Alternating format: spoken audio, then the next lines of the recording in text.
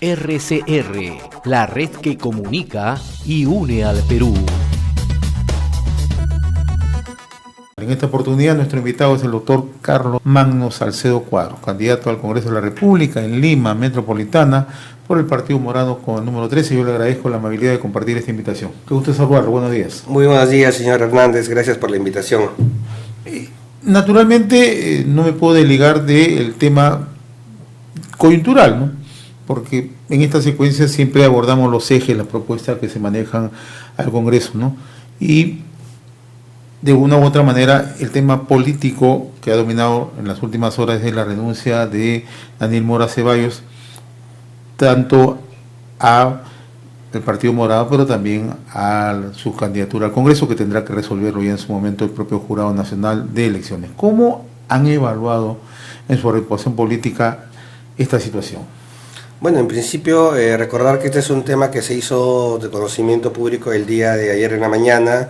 Lo que hicimos, lo primero fue confirmar la información. En un primer momento lo que había salido era una denuncia policial y luego ya lo que se encontró pues fue una resolución de un juzgado de familia donde claramente, digamos, se expone toda la secuencia de los hechos y ya hay una determinación judicial, lo cual, digamos, ya era indudable que en efecto era un hecho que ya no necesitaba de mayor prueba, ¿no? Frente a eso, en el mismo día, a las 3:30 de la tarde, la dirigencia del partido, acompañado de algunas candidatas sobre todo, porque obviamente las candidatas del partido han elevado su voz de protesta, procedimos a informar a los ciudadanos que el propio Julio Guzmán, inclusive él le pidió, ¿no?, que tenga que renunciar tanto al partido como a la candidatura, ¿no? Y esto es importante decirlo porque, digamos, algunos nos han dicho por ahí, pero ¿por qué no lo han expulsado?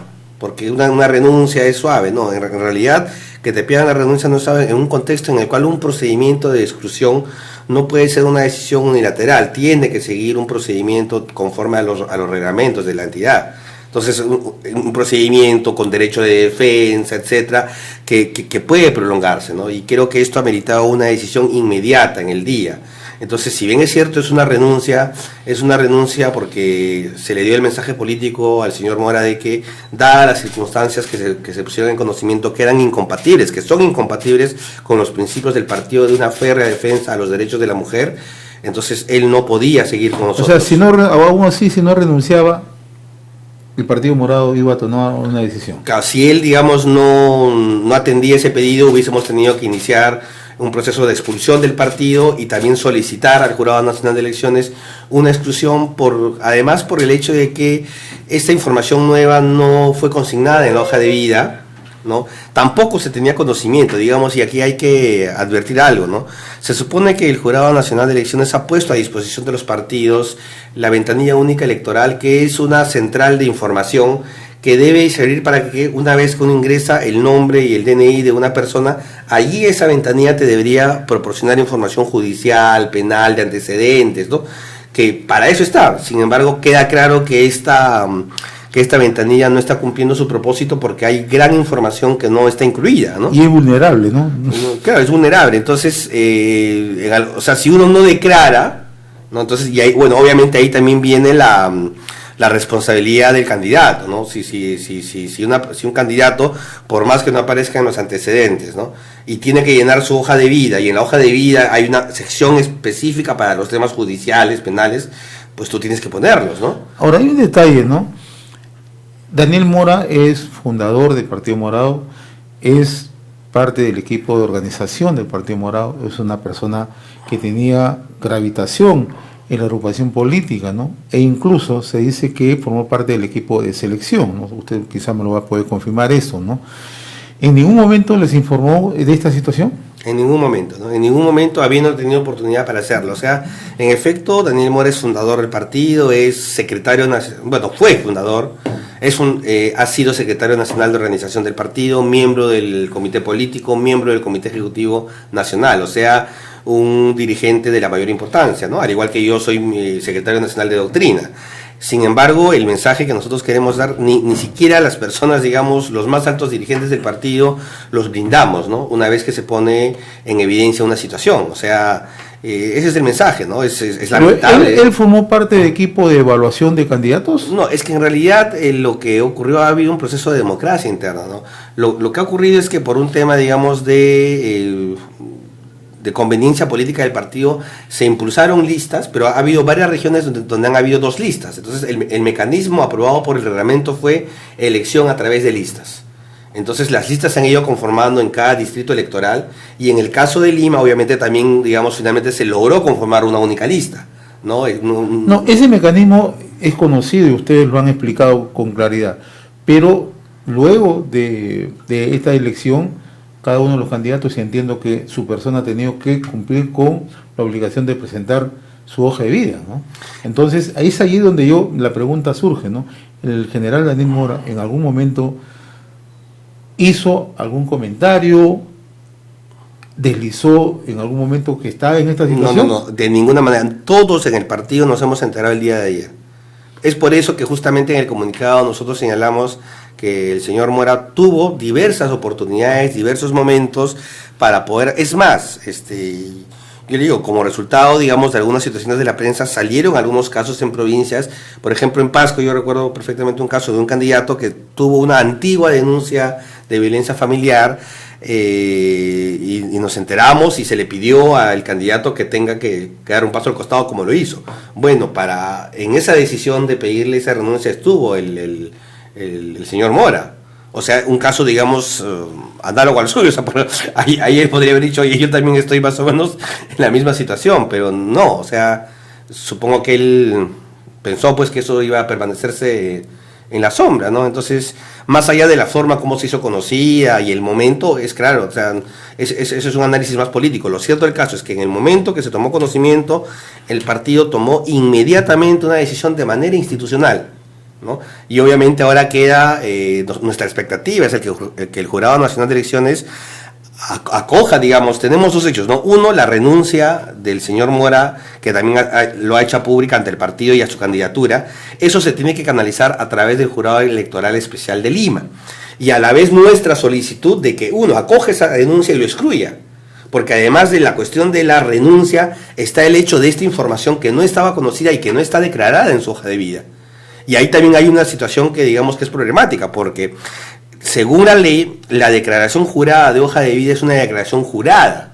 Al ser una declaración jurada, la omisión de información que ahí se te pide da lugar a un delito, a un procesamiento por delito de falsedad ideológica, claro. Es decir, por mentir en un documento público. Entonces, eso es una ruta que también se está viendo. Entonces, si el señor está renunciando, si ha incurrido en un hecho nuevo, digamos, creo que más allá de que es verdad que hay una ley que dice que establece un plazo para renunciar, por encima de eso, que es una cuestión organizativa, digamos, para no entorpecer el proceso, se pusieron plazos, ¿no?, para que haya cierto orden.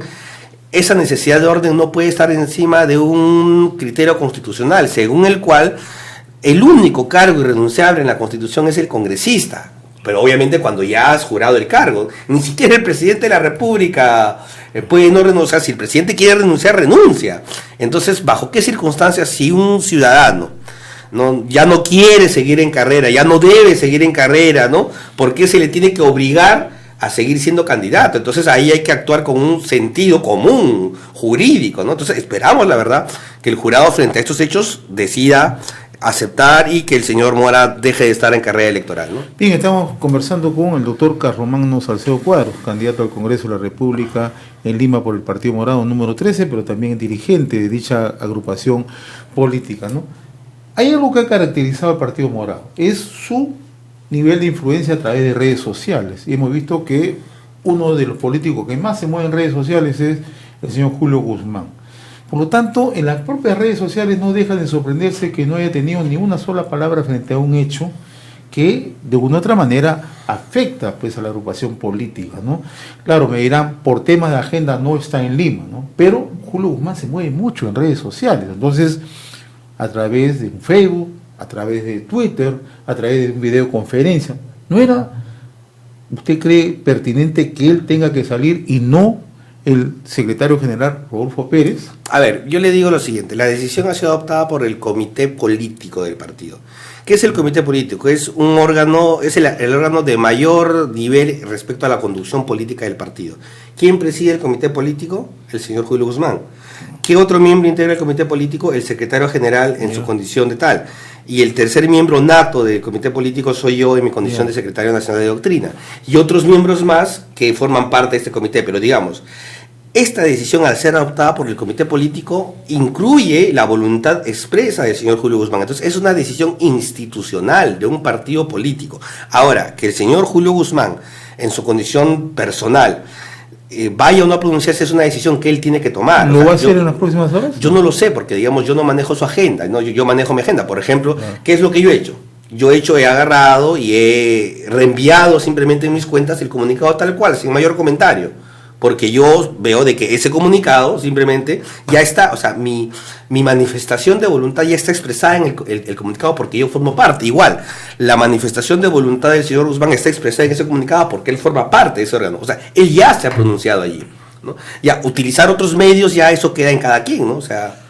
Ahora, también, en realidad, y las redes se mueven, y estaba revisando, ahorita mismo estoy revisando, que no dejan de sorprenderse que candidatos que han sido invitados al Partido Morado, como el señor de Belaunde o el señor Gino Costa, no se hayan pronunciado sobre un tema tan delicado, sobre el cual ellos, cuando han estado en el Congreso, siempre han sido abanderados, ¿no?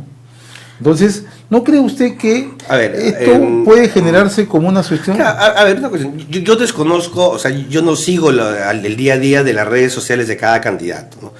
Nosotros en la decisión participaron diversos, incluyendo varios invitados, incluyendo los que usted menciona, pero la decisión del partido fue la siguiente: este es un tema del partido. ¿Ustedes le recomendaron eso? Sí, nosotros decidimos eso. Al ser un tema del partido, corresponde que los dirigentes del partido, sean o no candidatos, sean los que den la cara, ¿no?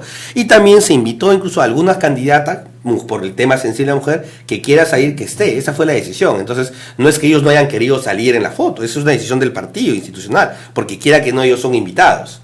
Entonces, ahora, yo no creo que en sus redes sociales no se hayan pronunciado, ¿no? O sea, seguramente si revisamos el Twitter de Belaúnde o de Gino Costa, casi podría apostar que se han pronunciado, pero en todo caso no lo sé, pero digamos, esa ha sido una decisión institucional. Ahora, ¿cuánto cree usted que puede afectar a la campaña de... ¿Ustedes han evaluado ese tema? Bueno, o sea, digamos, yo no voy a ser saorí, la única expectativa que yo puedo tener es la siguiente. Ha habido un problema, en efecto, algo que no hubiese sido deseable, pero una vez que se pone en conocimiento una situación de violencia contra la mujer, más allá de la evaluación política, de qué tanto o no puede afectar, correspondía adoptar una posición de principio coherente con la doctrina del partido. O sea, y la única decisión pasaba, ciertamente, por su separación, ¿no? Lo más expeditiva posible, ¿no? Entonces, esa decisión está tomada, ¿no? Lo que nosotros podemos decir es que nosotros no brindamos a nadie, ni siquiera a una persona de la importancia que ocupó dentro de nuestra organización. O sea, no brindamos a nadie. Y yo creo que no podemos decir lo mismo de otras organizaciones que ahora nos critican. O sea, a mí me llama la atención que, digamos, personas vinculadas a colores naranjas o amarillos nos critiquen y levanten el grito en el cielo cuando ellos endiosan a una persona que cuando fue presidente electrocutaba a su mujer, ¿no? En compañía de su asesor. O sea, entonces tú... y eso es condenable de todo eso, entonces, no, y es inconsecuente. O sea, tú pretendes cuestionar una situación, ¿por qué pasa en tu partido? Que no sé qué. Oye, discúlpame, nosotros asumimos la responsabilidad de este hecho, ¿no? Y inmediatamente. Entonces, que tú me critiques a mí, ¿no? Cuando hasta ahora no puedes deslindar de personas violadoras de derechos de la mujer, cuando has protegido a mano largas por meses, ¿no? Entonces, o sea, resulta poco menos que inconsecuente, ¿no? Bien, yo al inicio del espacio le dije que inevitablemente tenía que tocarle ese tema, pero porque no es ajeno al momento político, porque la característica es justamente conocer los ejes y las propuestas al Congreso de la República. Vamos a conversar de eso. Ok, muchas gracias. ¿Cuáles son los ejes principales que están llevando ustedes? Ya, a ver, en principio insistir en esta idea que yo siempre le digo en los medios, ¿no? El Partido Morado es un partido que está llevando un programa legislativo que involucra a todos sus candidatos. Tenemos 140 candidatos, bueno, menos alguna baja que estamos viendo, pero digamos, todos los candidatos del Partido Morado llevamos la misma agenda legislativa. Primera idea, por lo tanto, la bancada morada, independientemente de quiénes la integren, asumen el mismo compromiso. Son ejes únicos que se están planteando cada uno de los candidatos. Sí, digamos, no, porque es un programa del partido. Es, del Entonces, partido, claro, ahora, obviamente, dentro de ese programa del partido, cada candidato, según sus especializaciones, según, digamos, sus ramas de actividad, según los sectores a los que pretenden ellos representar, pueden poner énfasis en algunos aspectos, ¿no? Ahora bien, además, este programa es un programa que ha sido hecho público desde el mes de noviembre con 44 puntos agrupados en 8 ejes. A la fecha hemos hecho una adecuación, ¿no? Hemos enriquecido hasta 50 puntos. ¿Por qué? Porque también en el proceso de la campaña nosotros hemos ido conversando con la gente, con las organizaciones, y allí nos han llamado la atención respecto de la necesidad de ir incluyendo algunos puntos. Y eso me parece importante por lo siguiente, ¿no? No se trata de que un programa legislativo sea solamente un trabajo de laboratorio hecha desde el partido, desde el gabinete. Desde la mirada de la agrupación, sino también es importante recoger qué es lo que dicen finalmente aquellos que nos van a votar, que son los electores, porque finalmente, y ahí es insistir en la siguiente idea, ¿no? Por definición, el Congreso y el congresista son representantes. Ejercer representación no quiere decir siempre darle todas las soluciones, es decir, oye, ¿no? Yo lo que tengo que ver es cómo canalizo tu demanda, tu problema, tus expectativas, cómo logro para ordenarlas y canalizarlas y convertirlas en políticas públicas, en decisiones que vayan a resolver tu problema. Entonces, por eso es que sí es importante la forma de la campaña que estamos haciendo. Todos los días, todos los candidatos en todo el Perú salimos, estamos recorriendo todo el país, yendo a mercados, por las calles, conversando con la gente. Yo lo hago todos los días y si ustedes revisan las redes sociales de cada uno de los candidatos, todos los días, desde que desayunamos en el mercado, ¿no? Y la gente nos dice cosas, ¿no? Y nos va dando sus expectativas, o sea, porque de eso se trata, ¿no? De conocer. Ahora, bueno, dicho esto, yo agruparía, digamos, las propuestas en 2 grandes bloques. Hay 4 ejes que están en un bloque que yo le llamaría el bloque institucional. Es la reforma política, la lucha anticorrupción, la reforma del Congreso, la reforma judicial. Todo eso está en un paquete. Todo ese paquete tiene que ver con la necesidad de continuar con un conjunto de reformas y en la lucha anticorrupción que fue iniciada a partir de que el presidente Vizcarra, a partir de que se destapa el caso de los audios del puerto, el caso Lavajato, etcétera, y en ese momento, digamos, hay un zanjamiento de alguna manera, ¿no?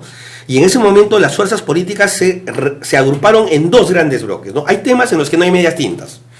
Aquellos que han defendido a capa y espada sus privilegios vinculados a la corrupción, a la protección de intereses muchas veces mafiosos, a redes de corrupción que han involucrado al sistema de justicia, fiscalía, empresarios, mafias de narcotráfico, políticos, o sea, todos esos que defienden sus privilegios y aquellos que se han puesto del lado de combatirlo.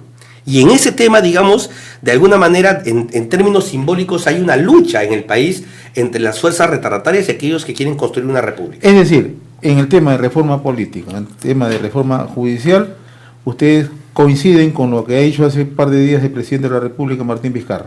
Ni bien se instala el Congreso, vamos a alcanzar un paquete de medidas legislativas, lo ha ratificado ayer el presidente del Consejo de Ministros, para que el Congreso de manera prioritaria vea estos temas. ¿Ustedes coinciden en ese tema? Sí, yo no conozco, no he revisado exactamente el contenido de las propuestas, pero si van... No hay propuestas, sino que ellos ya adelantaron que van a alcanzar. Está bien, si lo van a alcanzar, obviamente lo tenemos que revisar. Naturalmente. Y tenemos que revisar además por algo, o sea, hay que hacer las cosas rápido, pero bien.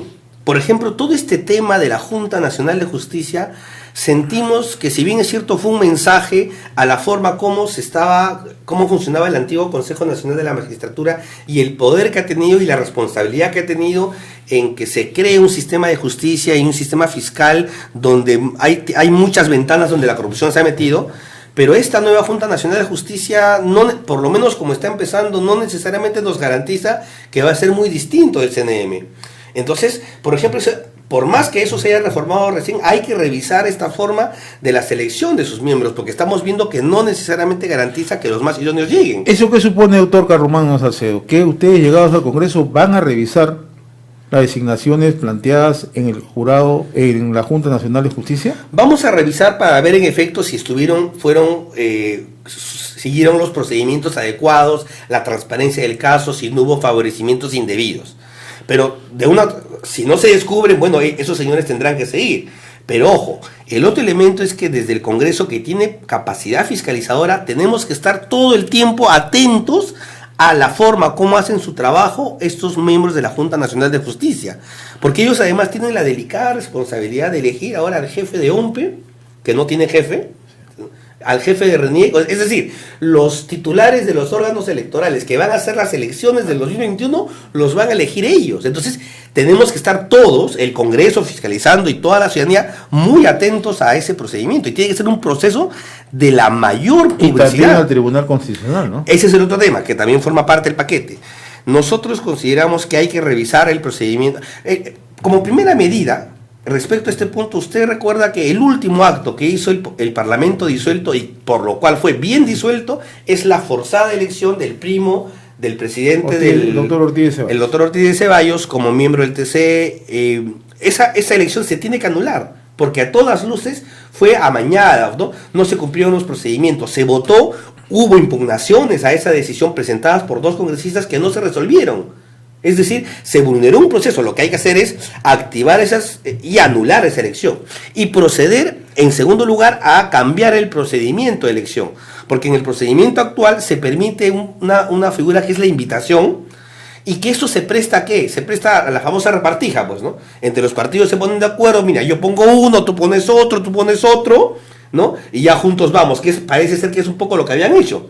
Ya se habían puesto de acuerdo. Para ustedes, ¿cómo debería ser la modalidad de elección del Tribunal Constitucional? Tiene que ser un modelo que garantice una absoluta publicidad. Es decir, tiene que tener una etapa inicial en que todos los aspirantes a ser miembros del Tribunal Constitucional sean publicadas. Bueno, estos son los fulanos, los doctores que quieren ser miembros del TC. Se abre un plazo razonablemente amplio para que cualquiera, la ciudadanía, los medios de comunicación, todo, los tengan que voltear, expulgar todas sus vías. ¿A través de concurso, habla usted? No, eso es, sí, o sea, a través de un concurso, un número. Pero parte de ese concurso debe incluir una etapa de publicidad en la cual, algo así como unas tachas, pero que se publicite lo suficiente para que todos puedan escudriñar a los candidatos.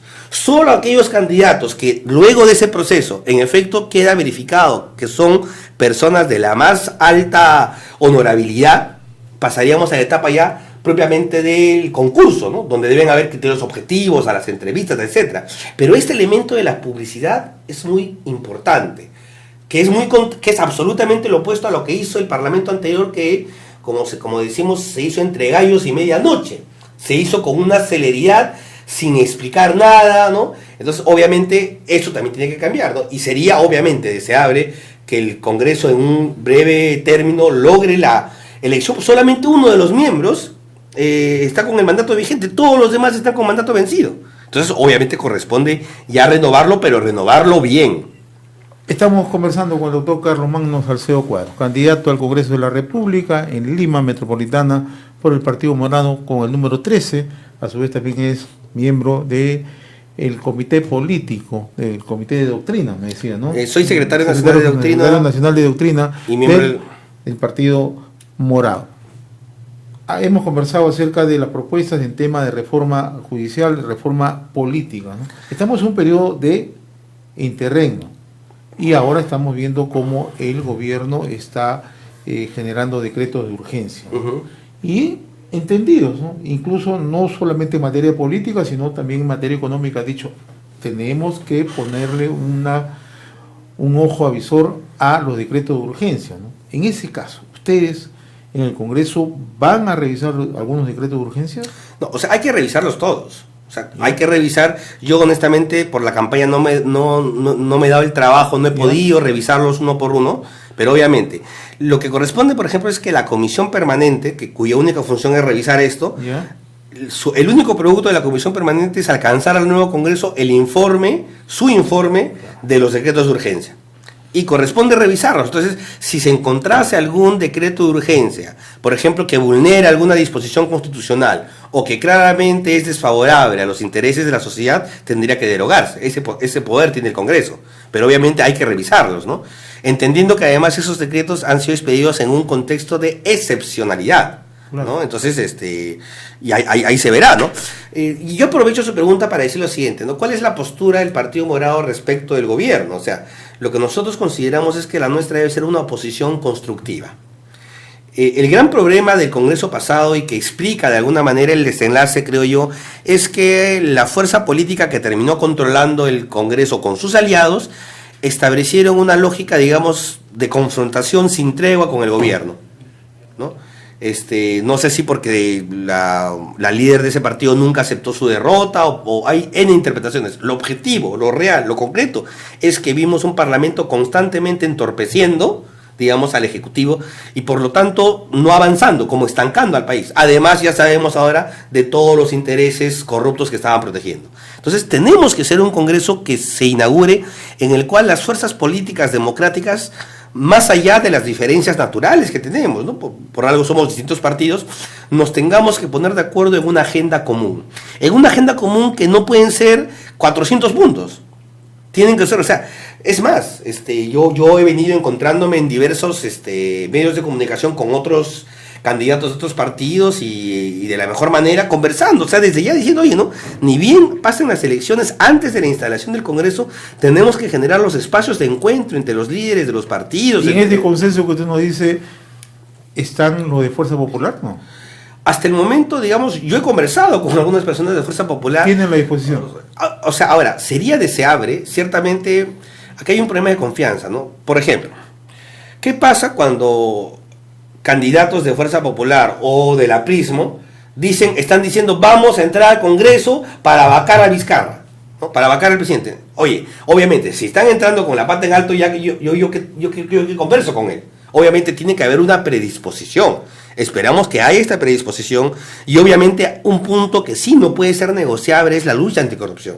O sea, si la lógica de un partido al entrar al Parlamento es seguir manteniendo la misma dinámica de proteger hermanitos, de evitar investigaciones, obviamente ese punto sí no se puede transigir. En la inmunidad parlamentaria no hay punto medio. Sí, yo pienso que no hay punto medio y además hay desconocimiento, ¿ya? Nosotros proponemos claramente eliminar la inmunidad parlamentaria. Salen algunos y dicen, no, eso es populista, eso es no. Nos dicen, no. Entonces, ¿cuál es tu propuesto? Sí, hay que revisarlo para que la inmunidad no incurra los delitos que se han cometido antes ni los delitos que se van a cometer, que sea para la función parlamentaria. Entonces yo les digo a ellos, entonces ¿estás de acuerdo con eliminar la inmunidad parlamentaria? Y yo voy a tratar de explicarlo. Existen 3 instituciones vinculadas a la función parlamentaria, que una institución, la más conocida, es la inmunidad. La otra institución se llama inviolabilidad y la tercera se llama fuero especial. ¿En qué consiste la inviolabilidad? Y esa no se va a quitar, sino que algunos consideran que esa inviolabilidad es la inmunidad. La inviolabilidad es que el congresista, por definición, que es un representante, su trabajo, tanto cuando da leyes como cuando fiscaliza, lo hace a través del Parlamento, a través de la palabra. De ahí viene el término. El término parlamento se origina en que los parlamentarios hablan, tienen que expresar su postura, su posición. Entonces, si tú le quitas la palabra, la posibilidad de expresarse al congresista, ahí limitas su función. ¿Cuál es la consecuencia? La institución de la inviolabilidad te dice, el congresista no es responsable mientras esté en el cargo por sus palabras. Por lo tanto, no puede ser perseguido judicialmente por ello. Con lo cual, solamente se excluye un tipo de delito, a los denominados delitos contra el honor. Difamación, injuria, calumnia. Ya se les juzgará después. Pero mientras el ejercicio del cargo, digamos, se hace esa salvedad porque si no limitas su posibilidad. Porque es con eso que pues a veces un congresista puede decir cosas muy fuertes contra quien sea. En los otros casos... Pero en los demás casos no. Porque ¿qué protege la inmunidad? De delitos. Pero si todos estamos de acuerdo en que no deben incluir los delitos, pues estamos a favor de eliminar la inmunidad. Delito penal, delito que implica que la condena puede implicar cárcel. Entonces, es precisamente esta figura de la inmunidad lo que se ha convertido en impunidad y tenemos que desaparecerla. Y la otra es el llamado fuero especial. ¿Qué significa? Que cuando se juzga al congresista, no se le juzga en un juzgado como a todos, en el juzgado especializado, sino de frente va a la Suprema. Entonces, estas dos figuras de una protección, o sea, mientras cualquier ciudadano, si indiciariamente, si es sospechoso de un delito, se le investiga y se le juzga, ¿no? ¿Por qué el congresista no puede hacerlo? O sea, ¿qué prerrogativa tiene el congresista? ¿Es un príncipe? ¿Es un noble? ¿Es un señor feudal? No, el congresista es un ciudadano más. Por lo tanto, nosotros somos firmes en decir, hay que eliminar la inmunidad, ¿no? Y mantener la inviolabilidad, ¿no? Solamente en ese caso, ¿no? Mi estimado doctor Carlomagno Salcedo Cuadro, ha sido grato tenerlo en esta oportunidad a través de RCR, Red de Comunicación Regional, y hemos conversado sobre propuestas que ustedes están llevando al Congreso, lo cual nos parece saludable. Creo que el país necesita tener un Congreso sólido, pero un Congreso que haga su labor de fiscalización y su labor legislativa. ¿Me regalas 30 segundos? ¿Cómo no? Simplemente no me ha dado tiempo, pero el partido también, la otra parte de la propuesta legislativa tiene que ver con el eje social, con el bienestar, inseguridad ciudadana, educación, salud, pensiones. Yo no me he expresado, digamos, en esa parte porque, digamos, mi prioridad de alguna manera está puesta en la parte institucional, aunque en la parte otra, digamos, otro de mis ejes principales como profesor universitario de San Marcos y que conozco el tema educativo es la cuestión universitaria. Y ahí también decirles, ¿no? De alguna manera hay algunos que han visto que justamente el general Mora era uno de los abanderados en el tema, no, pero en el partido tenemos otros especialistas, o sea, con lo cual, al ser una propuesta de partido, el hecho que tengamos esta baja que tiene que darse porque no puede seguir con nosotros, no significa que todo lo que tenemos que hacer, por ejemplo, en materia de educación para ahora pasar a la solución del problema de los chicos que se van a quedar sin estudios por las universidades que hay que cerrar, tenemos propuestas para solucionar eso, pero eso ya será motivo de otro momento. Y bueno, muchas gracias por... Yo le agradezco por contarle. RCR, la red que comunica y une al Perú.